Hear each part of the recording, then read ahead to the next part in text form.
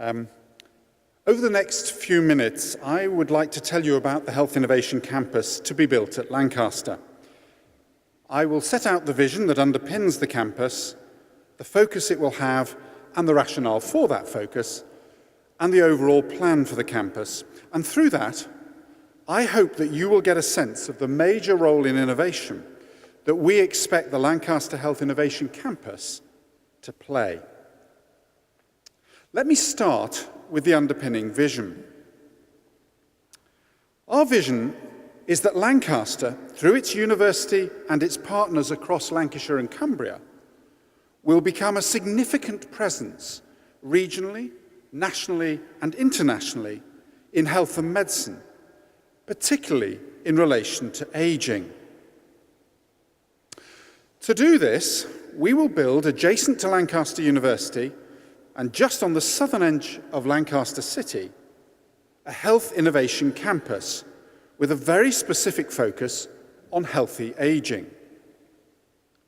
Furthermore, by locating it on land that has the potential for adjacent residential development, we are designing it not only as a place for the development of ideas, but with the potential to provide a facility for working directly with the public on the development of those ideas, and with the potential to co-test with the public innovative approaches to and support for aging well. So, given what Louise has just presented in terms of the challenges around medicine for children, why focus an innovation campus on aging? I suspect most of us in this room won't be surprised when I say that aging is one of the biggest, if not the biggest, challenges to society. In the UK, we are now at the point where 1/3 of our lives can be expected to be lived as an older adult.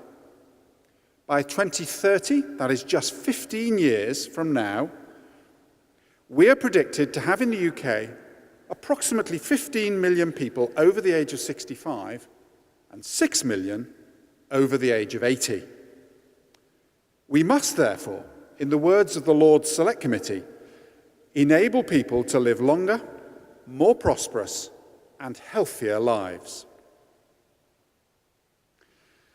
As Liz indicated earlier, in part as a result of this aging demography, the health sector is seeing a huge increase in demand, resulting from a combination of a greater number of people with some form of illness, a much greater number with multiple morbidities, and a significantly greater number with illnesses that are specific to aging, such as dementia, which itself will alone have an expected prevalence of around 2 million people by 2030. Understandably, there is therefore major interest in new systems of care and of prevention, especially community-based services and those focused on care rather than cure, and interest too in opportunities to test these new approaches. Universities can help with this. They have a major focus on answering big questions for the future, just in the way Ian presented earlier. Lancaster University, one of the top 10 UK universities and in the top 150 in the world, has particular expertise in the field of ageing through a combination of social science, cell science, design, engineering, computing, and end-of-life care activities. Universities also have global networks that can provide very significant influence, both influence inwards from overseas and influence outwards to others who are interested in the field. Finally, Lancashire and Cumbria exemplify all of these features. They exemplify well the demographic shifts that we are seeing across the UK. There is real energy in the care system in Lancashire and Cumbria to embrace new approaches to care, and there are 3 universities engaged in the health sector. The plan at Lancaster is to establish a hub for innovation with high-class facilities for thought leadership and development, for research and evaluation, and for teaching.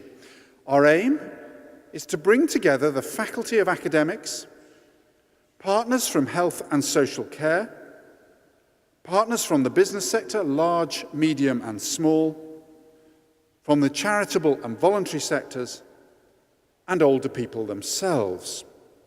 It will be designed to bring these groups together to support incubation. That is, the generation, development and evaluation of ideas, services and products. Technology will be central to this.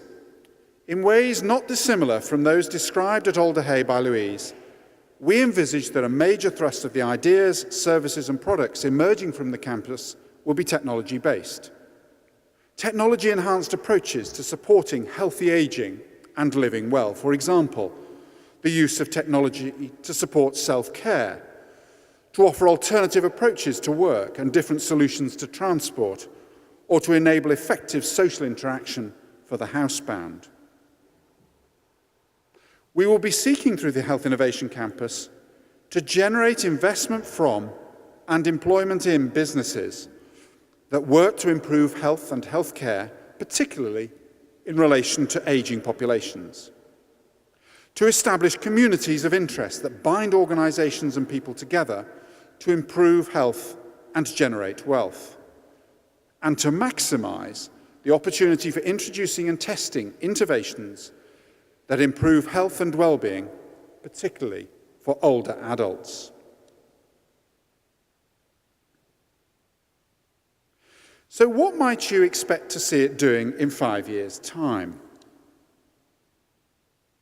I would expect you to see programmes of study for innovation, care and leadership, mentoring and consultancy, community education and outreach.